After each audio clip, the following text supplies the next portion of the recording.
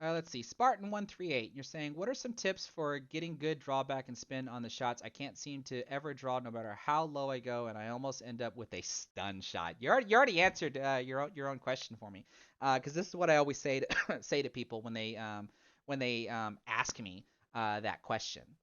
Um, you think you're hitting low enough, right? But what will never lie to you is what your cue ball does, right? So what I have to ask you is, when you try to do these shots, these draw shots, how far away is the cue ball from the object ball? Because if the cue ball and the object ball are only like a foot and a half away at the foot end of the table, are you able to draw the cue ball back to the head of the table? If the answer is yes, cool. But if the cue ball is at the head end of the table and the object ball is at the foot end of the table, are you able to launch the cue ball all the way down there, hit it with enough draw, and have it draw all the way back? And if the answer is no, because you said most of the time it ends up being a stun shot, meaning that the cue ball might stop or it might just dribble back, where there's only two things that allow that to happen. And the first and most obvious one is you didn't hit hard enough. That's always going to be the first. Or actually, I never like to use the word hard. I always like to use the word fast, because hard um, means power. And when it comes to your stroke arm, the only thing you can do is swing faster, right? Which means you can't generate any more power. The only way you can generate power is when you drop your elbow, because another muscle will get involved, or if you twist, or like, power equates to another muscle coming into whatever movement, because otherwise all you can do is just swing faster.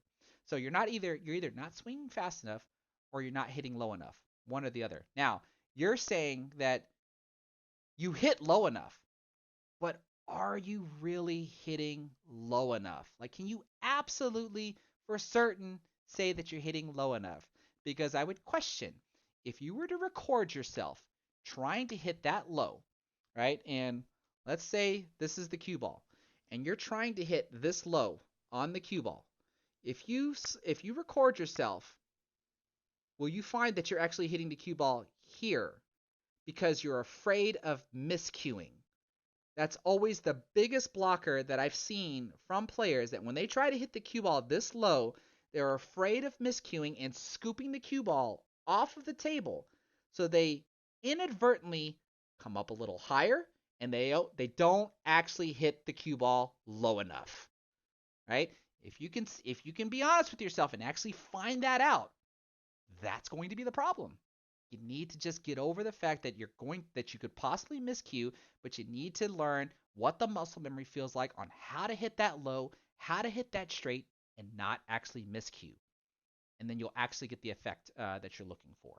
Like, there's no if, ands, ors, or buts about it. Everybody in the world will tell me, I hit that low on the cue ball, but the cue ball just stopped.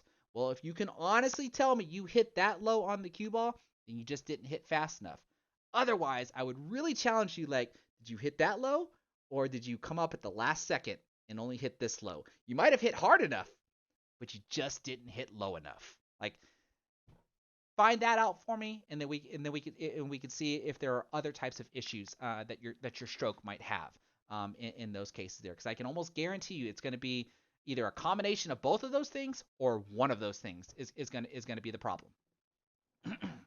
So that's an excellent question, and like I said, that's always the way that I like to explain to people, because anybody will sit there and say, like, I hit the cue ball in the center. Like, if you're doing the stroke test where you want to send the cue ball to one rail and have it come back and hit your tip, you'll have players that say, I hit the cue ball in the center, and I'm like, you do realize you cannot be hitting the cue ball in the center if the cue ball hits that rail and then goes off to one side.